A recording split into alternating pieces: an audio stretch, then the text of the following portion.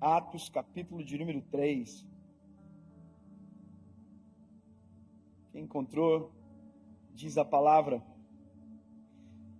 Pedro e João subiam juntos para o templo na hora da oração.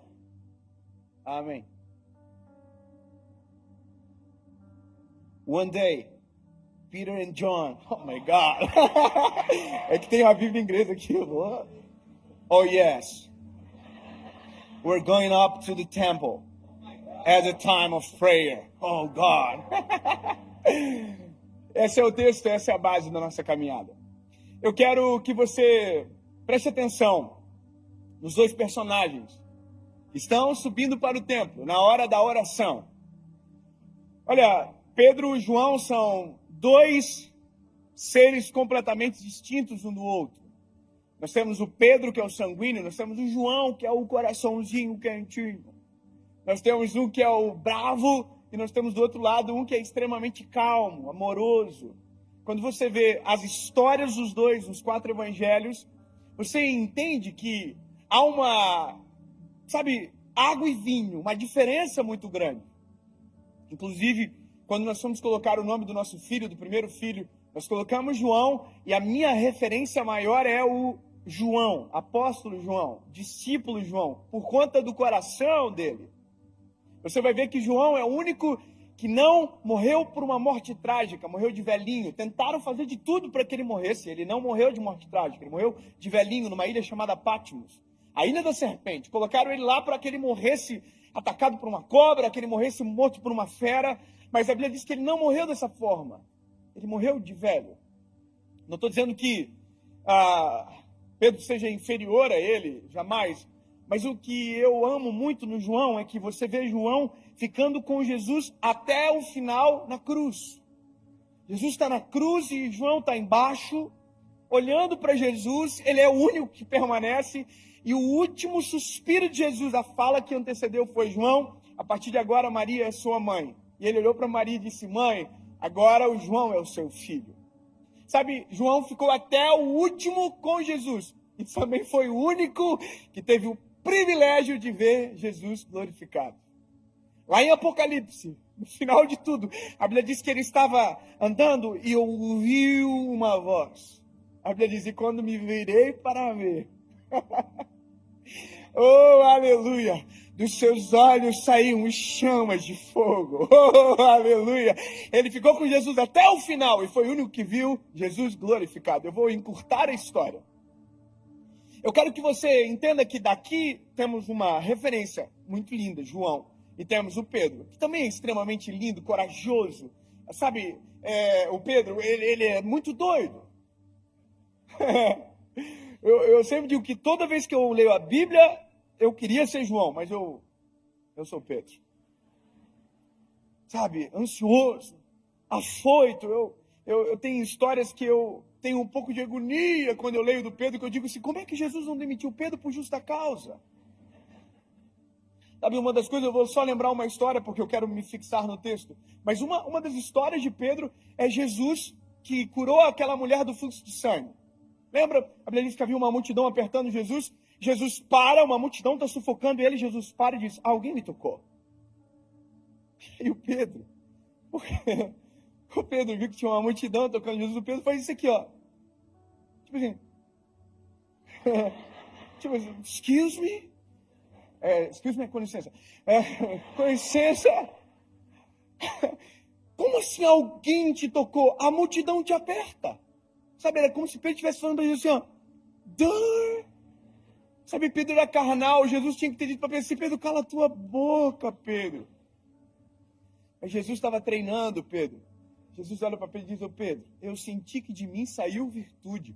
Alguém me tocou diferente. Parece que eu vejo que Pedro fez assim: ai, não entendi. Porque a visão de Pedro era uma, a visão de Jesus era outra. Pedro deu uma facada no servo do sumo sacerdote. Pedro teve a ousadia de pedir para andar sobre as águas. Era para ter João ido. Se a gente é Jesus e o Pedro pede, a gente fala assim: Pedro, menos, Pedro, João, vem. Porque a gente trata assim, com muito mérito, Jesus trata com graça.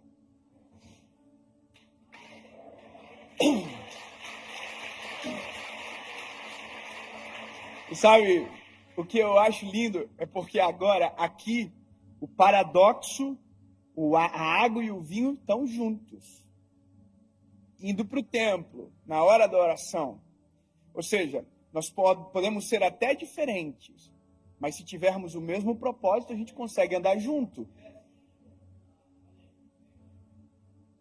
Espera aí, temos que ter um consenso da irmandade aqui hoje. Nós podemos até ser diferentes uns dos outros. Personalidade pode ser muito distinta, mas se o nosso propósito for o mesmo, a gente consegue agarrar um na mão do outro e andar junto para o mesmo lugar.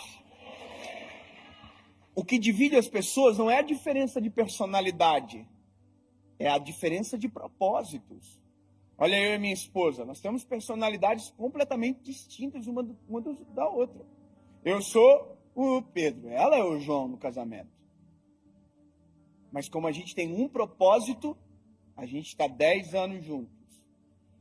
E vai ser até que a morte nos separe. Agora, eu fiquei lendo esse texto algumas vezes porque eu queria entender algumas coisas. Primeiro, Pedro e João juntos, ok. Primeiro, é lindo ver isso. Segundo, é que Jesus não está agora na receita. Jesus já tinha ascendido aos céus. E terceiro, eles estão indo orar. Mas como é que ora agora? Vocês tinham acabado de ser batizados no Espírito Santo. Então, são coisas que a gente precisa compreender e que vai fazer muita diferença para a nossa mensagem hoje. Pedro e João, vamos fazer um replay na vida deles lá atrás. Vamos voltar um pouquinho. Eu quero parar em Atos 1, mas eu vou voltar lá nos Evangelhos. Olha a vida deles como que era. Primeiro, não tinham a princípio nenhum futuro aparente. Todos eles eram comuns, totalmente comuns. Histórias normais daquela época. Pedro era um pescador que inclusive estava vivendo a pior fase da vida dele. Até o dia que Jesus chegou na história. Ou seja, havia uma normalidade na vida deles. Até que Jesus chegou na história. E quando Jesus chegou na história deles, a vida deles mudou para sempre. Porque agora havia um homem que andava na frente deles, que abria o caminho para eles, que olhava por eles, dava comida para eles, fazia por eles. Era o nosso Senhor Jesus. E durante 3 anos e meio, essa foi a vida deles. Durante 3 anos e meio, a pessoa que eles, quando abriam os olhos, viam, simplesmente era Jesus Cristo de Nazaré. Eu não sei você, mas devia ser uma coisa muito doida. Você acordar de manhã assim, abrir os olhinhos, bom dia. E quem está na sua frente? Quem criou o dia?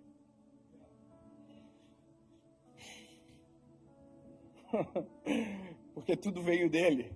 Sabe, imagina o que era ouvir a pregação da palavra pela palavra.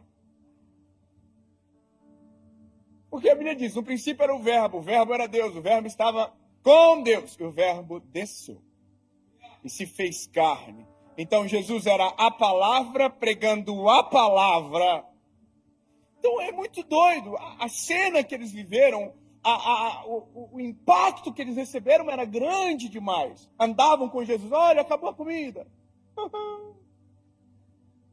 Sério? Oh, o que vamos fazer? Jesus multiplica pão, peixe, transforma água em vinho. Que confusão! Oh, tempestade! O que vamos fazer?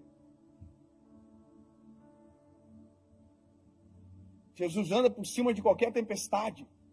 Então, durante 3 anos e meio, eles foram expostos a uma vida radical, sabe, de milagres extraordinários, de poder, de glória. E, de repente, Jesus diz, tchau. Eu vou vos preparar um lugar. E da mesma maneira que eu voltarei para buscar vocês. E aí Jesus diz o seguinte, mas eu não vos deixarei sozinhos. Oh, aleluia. quanta sensibilidade de Jesus em olhar para eles e dizer assim, se vocês ficarem sozinhos agora, vocês não vai rolar. E essa promessa não era para eles somente, era para nós todos. Sabe, então Jesus diz, eu não vos deixarei só, eu enviarei o meu Consolador, que estará com vocês todos os dias, e vos fará lembrar de tudo que eu fiz. Aí a Bíblia diz o seguinte, ele vai além, e em meu nome, vocês farão obras maiores do que estas. Aí você tem que imaginar os discípulos assim, fazendo um recapitulando de história de 3 anos e meio para trás, imaginando tudo que Jesus fez. Imagina assim, olhando para você, maior do que isso, não vai rolar não. É que eles ainda não conheciam aquilo que o Senhor havia de derramar sobre eles. E aí, a Bíblia diz que Jesus morre na cruz, ao 3º dia ele ressuscita, ele peregrina por mais um período de tempo muito curto, para coisas pontuais, e ascende aos céus. E Atos começa com Cristo ascendendo aos céus. E essa é a história que nos dá a entrada para o que nós acabamos de ler. Só que tem um detalhe muito importante. E o detalhe muito importante é que havia uma promessa de Jesus sobre os homens, sobre Pedro, sobre João, e que era a descida do Espírito Santo sobre eles. Sabe, era o que geraria dentro deles algo sobrenatural.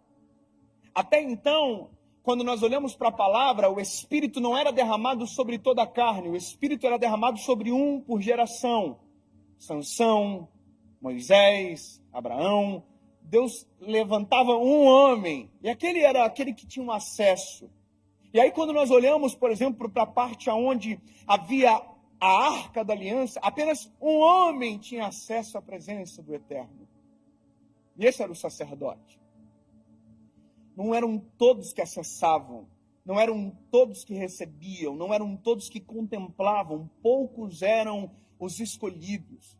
Não foi uma geração de Sansão, foi um Sansão para uma geração.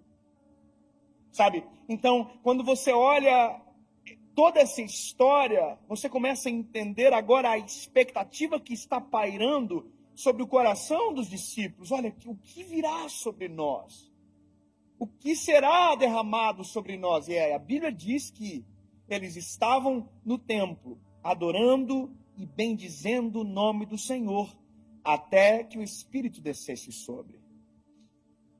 Interessante porque não tem Jesus na receita, não tem Espírito Santo na receita, porque nada ainda aconteceu. E Deus está no céu.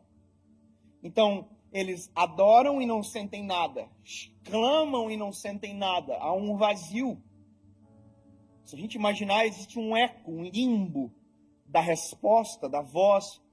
Imagina o que foi para eles permanecerem, sendo que 3 anos e meio eles acordavam e Jesus estava ali.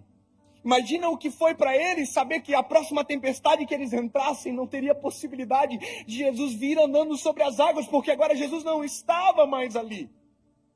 Havia um senso de responsabilidade, como a gente precisa do Espírito, disso que ele prometeu logo, porque senão a gente vai padecer, porque agora a nossa vida depende disso. E aí a Bíblia diz que eles estavam no tempo todo dia, adorando e bendizendo o nome do Senhor, até que Atos capítulo 2 chega na nossa história, que é para nós também. Estavam todos reunidos no mesmo lugar.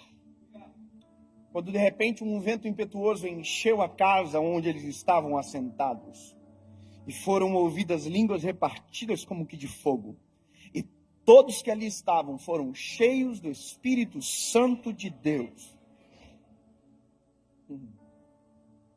Tem gente do manto aqui?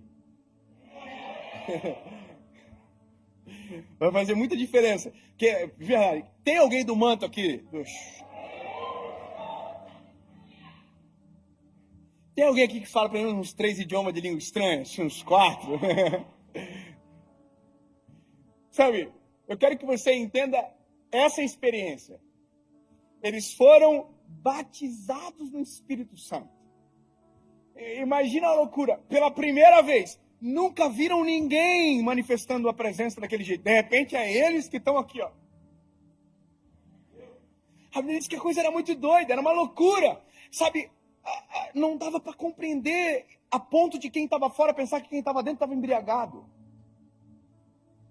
Agora, olha que doideira. Eles viveram uma epifania, uma experiência espiritual absurda. E agora, o que acontece depois? Agora entra a pregação. Eu quero começar a pregar agora. O que acontece depois? Vou dizer para nós, às vezes, o que acontece. A gente é assim, ó. A gente não vem muitas vezes para ir para o culto. Tome. Aí, às vezes, não tem muita comunhão com Deus. Aí tem um dia que a gente sente a presença de Deus como nunca. Vai chorando no carro embora. Oh, que coisa boa. E nunca mais volta. Porque na nossa cabeça a gente tem um depósito. E a partir do momento que o depósito está cheio, a gente não precisa mais voltar para reabastecer. É como se fosse uma gasolina infinita que não é. A gente precisa de comunhão, né?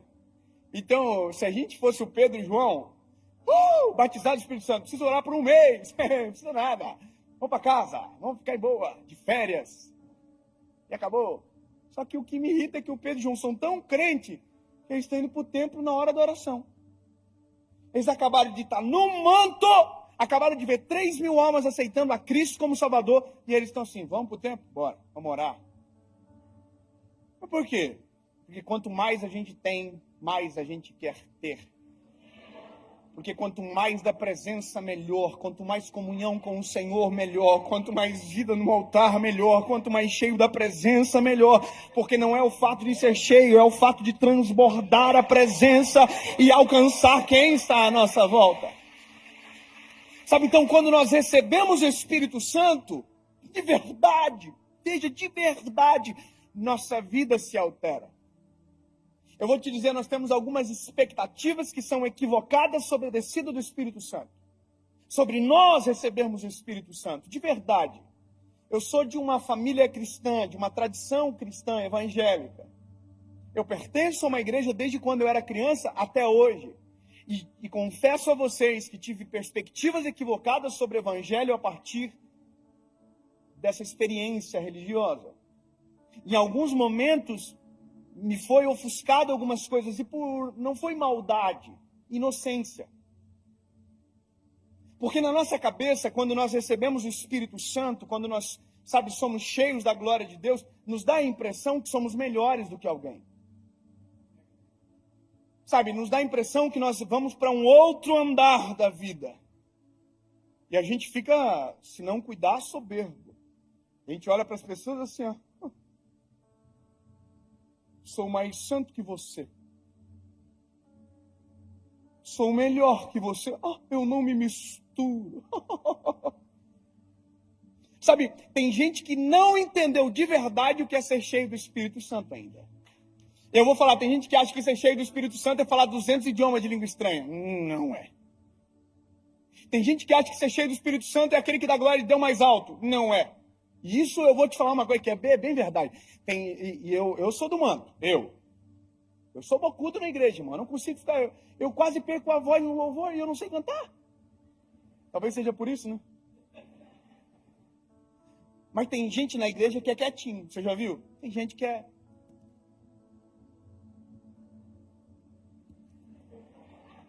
Mas tem um irmão que está aqui. Fala! E aí, às vezes, esse irmão olha para o que está quietinho e fala assim, frio. O que a gente não sabe é que, às vezes, aqui dentro do quietinho tem um negócio pegando fogo, um coração cheio da presença do Espírito Santo, e a gente não sabe. Porque na nossa cabeça foi construído que crente é o que... Ai, as pessoas quebram.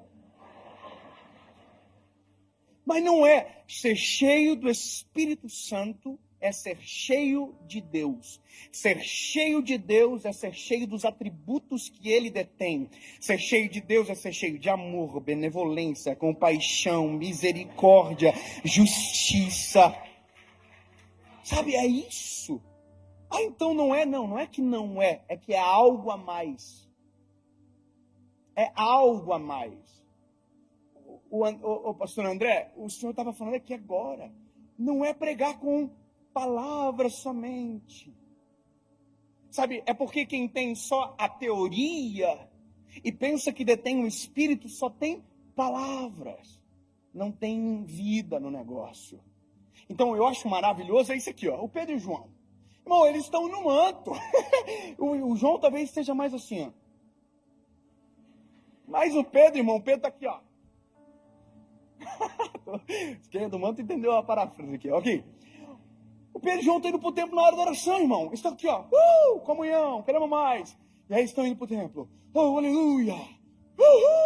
E nós, top. Só que quando eles estão chegando no templo, a Bíblia diz que tem um coxo sentado à porta do templo. E o coxo está na porta do templo há anos. Desde sempre. Com a mãozinha assim. Me dá uma esmola, por favor.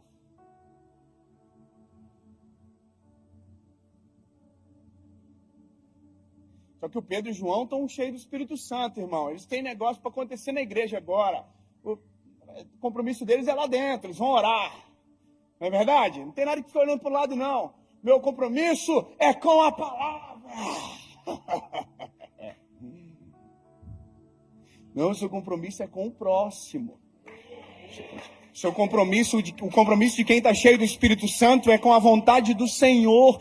E quem tem o Espírito Santo tem empatia, tem olhar clínico sobre cenários. Eu vou te dizer uma coisa de verdade. Nós não somos empáticos de verdade, não. A gente diz que é, mas a gente não é. A gente fala que, oi, tudo bem? Mas ninguém ouve a resposta. Seja sincero. Quantas vezes por dia a gente fala, hey, how are you? Mas a gente não quer a resposta. Quantas vezes por dia a gente fala, oi, tudo bem? E ninguém para ouvir a resposta. Se eu te falar uma coisa, você vai ficar maluco. Mas você sabia que tem gente na igreja que está sentado do seu lado agora? E que se no início do culto, você tivesse olhado nos olhos dela e dissesse, está tudo bem? Provavelmente você ia estar com ela abraçada até agora, orando por alguma causa da vida dela. E a gente não faz porque a gente entra no modo do automático. Porque na nossa cabeça, algumas coisas se perdem ao longo da caminhada. Isso é triste, porém normal. A gente, na verdade, não se importa tanto como diz que se importa. Sabe, eu vou falar uma coisa, eu tive uma experiência um tempo atrás, eu fiquei muito constrangido naquele dia. E eu vi que eu precisava refazer alguns pontos da minha vida. Por isso que eu digo, a mensagem sempre bate aqui primeiro. Eu estava no aeroporto de Congonhas, numa sala que tem lá, e aí eu cheguei para a menina do café, que atende o café, eu falei, oi, tudo bom, Melinda? Eu chamo assim, todo mundo, oi, Melinda, velho. Falei, tudo bem? Ela falou, tudo bem. Veio assim, meio envergonhada. Eu falei, vê um café. Quando ela saiu, a resposta dela ficou no meu consciente. Ela fez assim, tudo bem, sabe? Então, quando ela estava fazendo o café, o Espírito Santo falou comigo, pergunta para ela de novo. E espere a resposta. Não interrompa. Quando ela voltou com um cafezinho na mão, eu falei para ela, minha linda, olha para mim, tá tudo bem de verdade? Quando eu perguntei isso, tá tudo bem de verdade? Ela se desmanchou de chorar na hora. A lágrima começou a correr, ela disse, eu perdi meu esposo. Eu passei a noite inteira tentando encontrar uma pregação para que eu pudesse entender que propósito Deus tem em levar o meu marido. Sabe, eu estava olhando para ela assim com uma cara de idiota. Eu falei, pô, mas a gente é ruim. Meu Deus, quantas vezes por dia nós poderíamos ser uma ferramenta de Deus na vida de alguém se simplesmente fosse mais parecido com o Senhor e se realmente o Espírito Santo habita em nós, quanto mais clínico seria o nosso olhar sobre a vida. Irmão, eu me lembro que eu falei assim, sai daí de trás do balcão, menino, vamos conversar. Sabe, eu vou poupá-los da história, mas eu quero que você entenda que o Espírito Santo muda de verdade. Então o Espírito Santo não faz você ser melhor do que ninguém. O Espírito Santo não faz você se achar mais santo. Eu não me misturo, pelo contrário, a Bíblia diz que Jesus, porque era Deus, tinha o poder para entrar em qualquer lugar e transformar o ambiente. Qual é o propósito da luz se não for dissipar as trevas? Eu não me misturo. Bom, calma aí. Se você não está só forte o suficiente, não vá. Mas se você for cheio do Espírito Santo, você pode ser uma resposta. Então, a interpretação ela é subjetiva aqui. Mas olha, eu quero ir para o Pedro e para o João. Eu queria alguém para ser o coxo, para me ajudar. Tem algum pastor jovem aí? Pode me ajudar? Ô, Vini, me ajuda.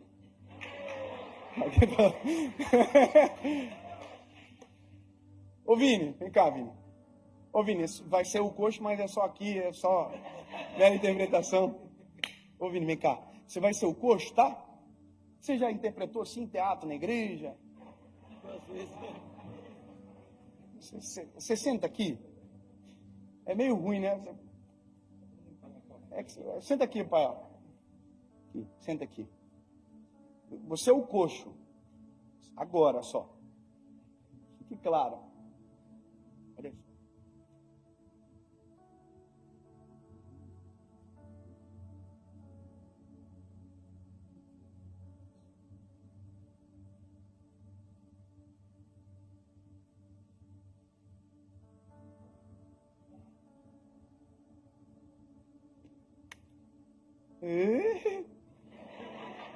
Banda de curiosos. Vem cá, Dedé. Vai ser o João. Eu vou ser o Pedro. O que é isso aqui? Tudo bem? Tá feliz, né? É que isso aqui vai gravar tanto na cabeça das pessoas que a gente nunca mais vai esquecer desse dia. Então, tu é o João porque tu é mais bonzinho. Já tem mais jeito de bonzinho. Eu, mais vida louca, ainda não sou o Pedro. Nós estamos indo para o templo orar. Nós acabamos de receber uma carga do Espírito Santo. Nós estamos no manto. Pegou. Tem um telefoninho. Então nós vamos agora, vamos.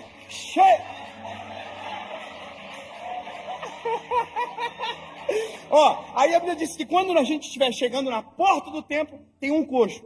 Que o coxo vai estar com a mãozinha assim, cabecinha baixinha assim, falando assim, dá uma esmola, por favor. Dá uma esmola.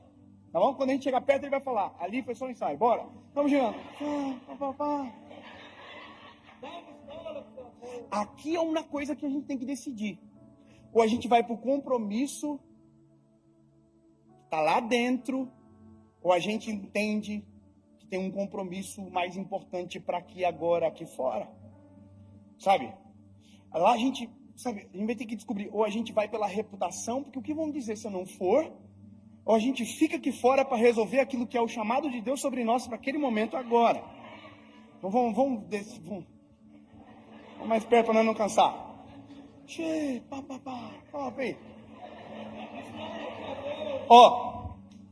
Pediu uma esmola e a gente parou.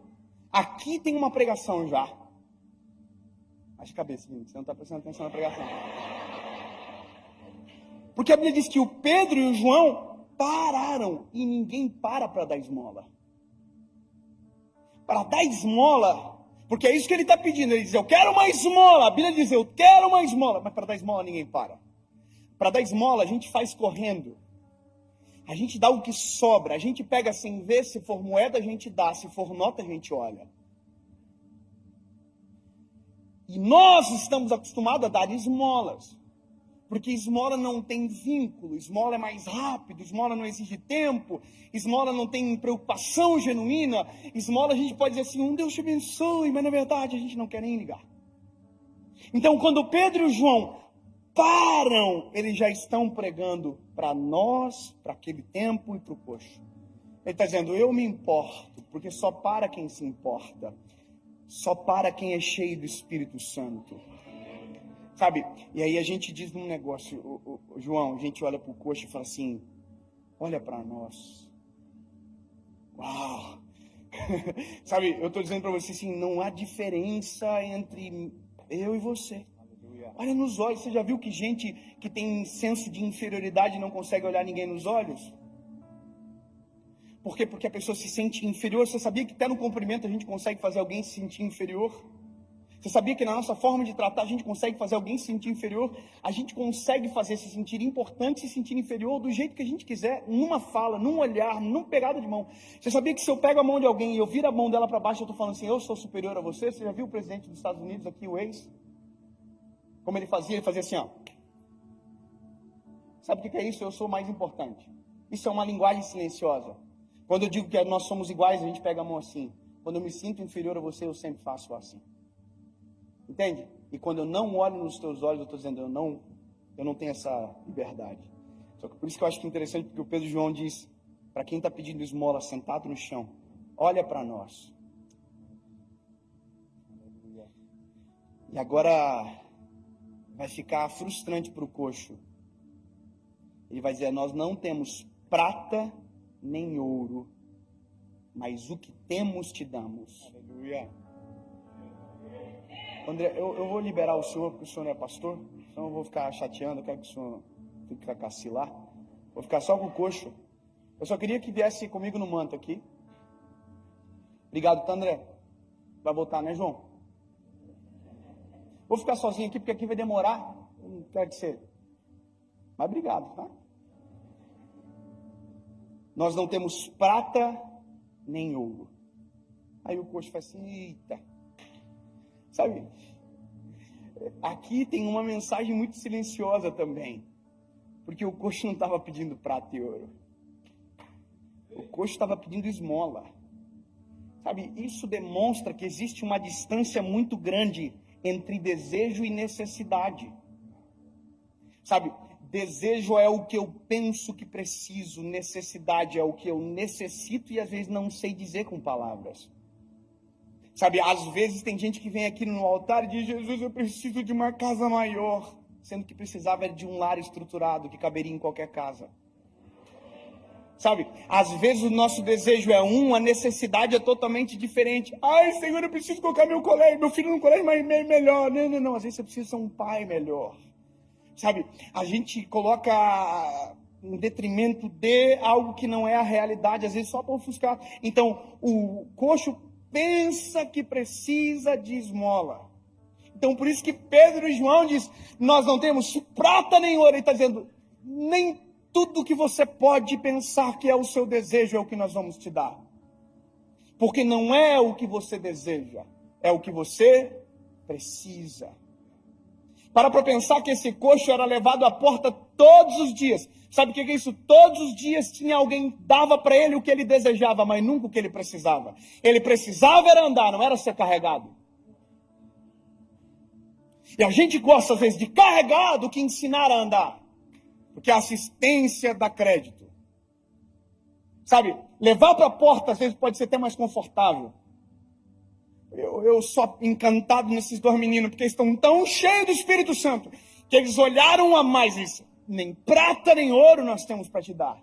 Mas o que temos, isso te damos. Levanta e anda.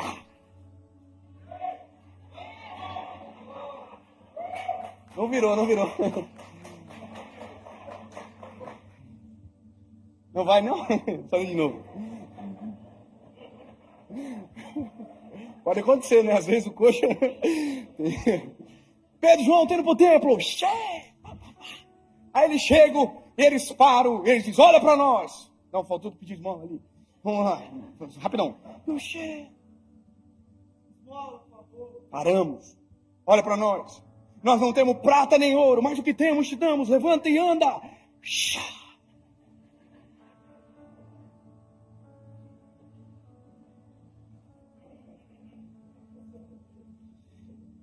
Gente, a gente tinha uma rixa antiga, não é, né, Vini? Não, brincadeira.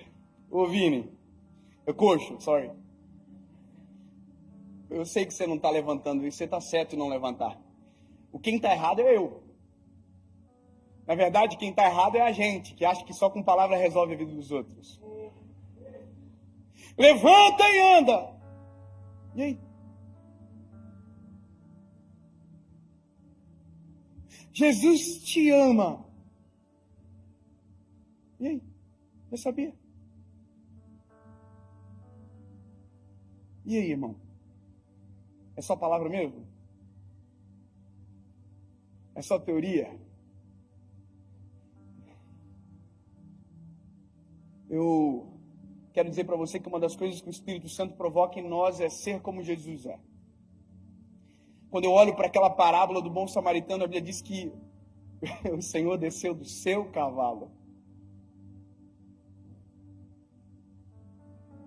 abaixou na altura daquele que estava caído ao chão, atou as feridas, aleluia, colocou no seu cavalo, levou para uma estalagem, pagou a conta e disse: eu vou voltar, e se tiver mais algo para pagar, eu pago.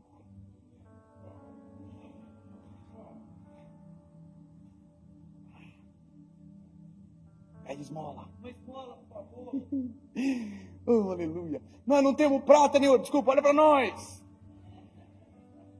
Eu não tenho prata nem ouro, mas o que eu tenho, isso te dou. Aleluia. Só dá quem tem, sabe? Quem tem é diferente. Ninguém dá do que não tem. Então, o que eu tenho te dou. Levanta e anda. Aí a Bíblia diz: e tomando pela mão direita, levantaram.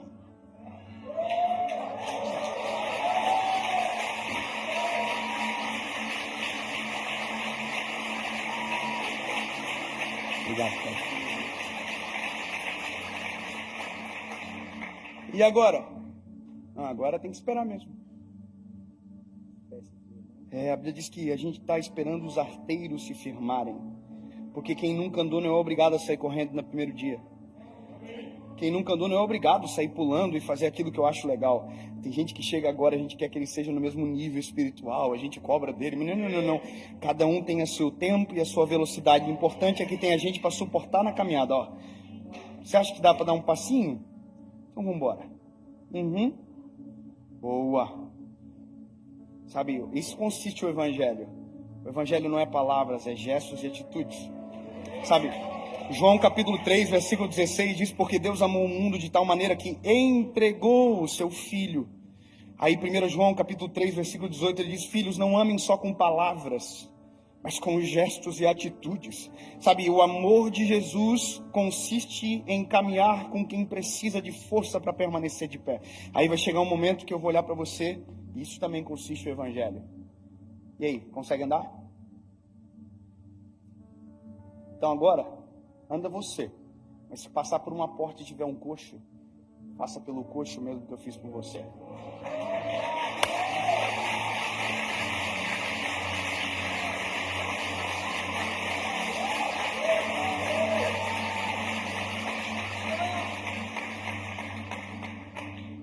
O dia que eu entendi isso, o dia que eu li, sabe, que eu vi o panorama desenhado completo, ele levantou, aleluia, e esperou firmar os arteiros. Eu fico imaginando quem estava em volta dizendo assim: caraca, mano, nunca vimos ele andar, e ele está de pé. Aí a Bíblia diz que o coxo está aqui, ó. Viu? Pedro e João estão segurando ele, estão segurando, dando suporte. Olha que lindo, isso é igreja, dando suporte. Firmou os arteiros, agora está preparado. Sabe, a empatia é de reconhecer que nem todos caminham da mesma velocidade que a gente. Me lembro uma vez que eu estava com a minha esposa em um lugar e alguém aceitou Jesus, e a pessoa lá de trás falou e a minha esposa ouviu: aceitando Jesus e me devendo aí, ó.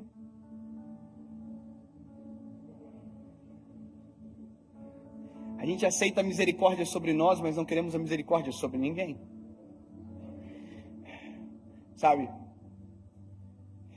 o dia que eu entendi, e eu quero caminhar para concluir essa palavra, é o que acontece depois. O que acontece depois continua uma grande pregação. A Bíblia diz que o coxo não foi para casa. O coxo entrou no templo.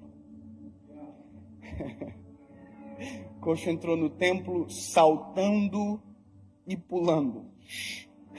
É muito doido imaginar que alguém que nunca andou, entrou no templo saltando e pulando. Teve uma regeneração física, mas teve um milagre extraordinário. Havia uma mensagem sendo pregada. O Espírito Santo que estava em Pedro e João, agora também estava sobre a vida do coxo. Mas ficou tanto tempo caído e agora já tem o Espírito Santo? Não parece que isso a gente já ouviu alguma vez com uma frase diferente? Mas estava desviado até ontem e agora já está aí. O que está acontecendo? Mas não era esse que era um. A gente acredita na graça de Deus sobre nós, mas não acreditamos na graça de Deus sobre o outro? Queremos regeneração sobre nós, mas não acreditamos na regeneração de alguém. Sabe? Concluo dizendo, o Espírito Santo transforma de dentro para fora, mas não adianta desejar a transformação do outro se aqui não tem sido completa. Então hoje é um culto de família, o nosso culto aqui como igreja. E eu amo palavras de confronto em ambientes seguros. Sabe, nós precisamos nos colocar em análise. Em que grau nos importamos? Se de verdade somos quem dizemos que somos, sabe? Se de verdade estamos socorrendo, se de verdade somos cheios do Espírito Santo, porque talvez hoje a sua oração seja: Jesus, eu quero ser cheio do Teu Espírito Santo, porque eu ainda não senti isso que o David está falando aí, esse amor, essa paixão, eu ainda não senti. Eu vou falar uma coisa para vocês aqui, quarta-feira, eu estava aqui, e eu vi aquela multidão aceitando a Jesus. Eu não sei com quem eu estava falando ontem, mas eu não consigo explicar a minha sensação, porque não é minha. É o Espírito Santo que habita em nós, que faz a gente sentir coisas que são impensáveis. Um amor que constrange, mas não é meu, porque eu não tenho essa habilidade de amar sozinho. Se não for o Espírito Santo. Irmão, eu sou ruim de dar raiva. Se não fosse o Espírito Santo. Entende? O Espírito Santo dentro. Então hoje é um dia de análise, é um dia de colocar em xeque o nosso coração, em xeque o nosso evangelho que a gente carrega, em xeque nós como igreja, em xeque nós como seres humanos. Nós precisamos desse amor do Espírito Santo, para que não sejamos aqueles que apontam o dedo, atacam a pedra, ao invés daquele que ajuda.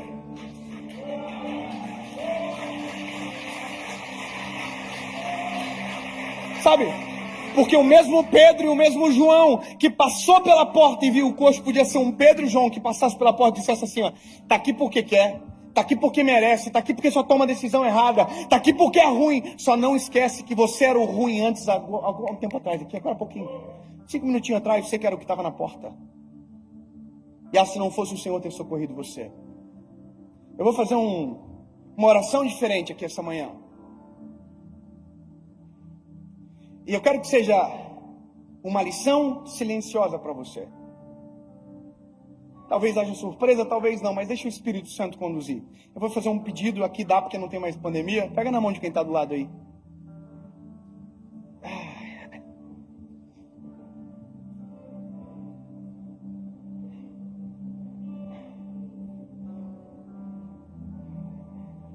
Sabe, eu vou fazer 2 perguntas, um apelo, obviamente. E eu quero que você ouça, tome a sua decisão e tome uma atitude. Sabe, se você está aqui hoje, essa manhã, e talvez você, nessa manhã, não é o Pedro e João ainda. Você não está em posição de quem quer ajudar ou pode ajudar ainda. Talvez você seja o que precisa de ajuda. Porque por mais que a gente não pregou sobre, mas resbala alguma coisa sempre. Talvez você ouviu na mensagem dizendo desejo e necessidade. Você pensava que precisava de algo, sendo que na verdade precisa de outra coisa.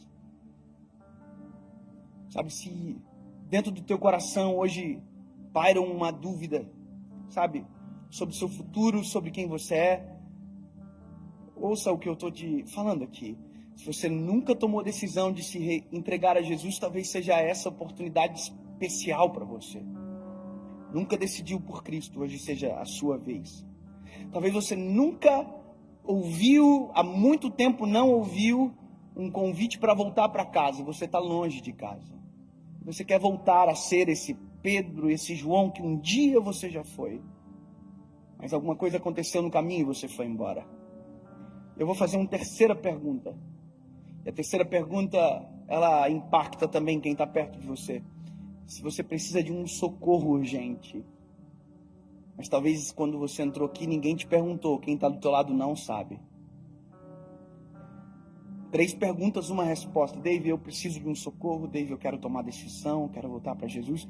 Como eu digo sim? É bem simples. Fecha os olhos, pegadinho de mão.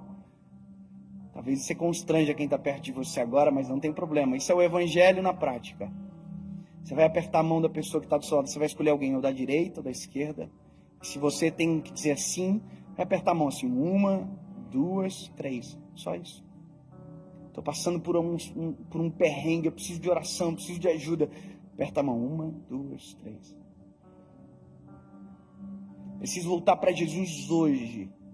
1, 2, 3. Preciso tomar a decisão por Cristo. Nunca fiz. Hoje é o meu dia. Cansei de viver igual. 1, 2, 3. Pode fazer isso agora. Se alguém apertou a sua mão, abrace ela assim, coloque a mão sobre os ombros dela, por favor. Isso.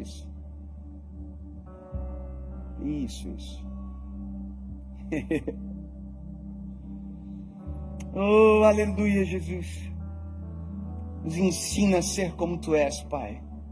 Nos ensina a amar como o Senhor ama, a se importar como o Senhor se importa, Jesus. Sim, amigo Espírito Santo, obrigado, Jesus. Obrigado porque essa manhã é uma manhã de cura, é uma manhã de libertação, de transformação, Jesus, de vida nova. Em nome de Jesus, Pai. Em nome de Jesus. Quem teve a mão apertada, fique de pé. Quem teve a mão apertada, fique de pé. Só quem teve a mão apertada por alguém, levanta. Isso. Só quem teve a mão apertada, alguém apertou a sua mão perto de você, levanta. Se alguém apertou a sua mão, só quem teve a mão apertada, não quem apertou. Quem apertou, fica sentadinho. Uau!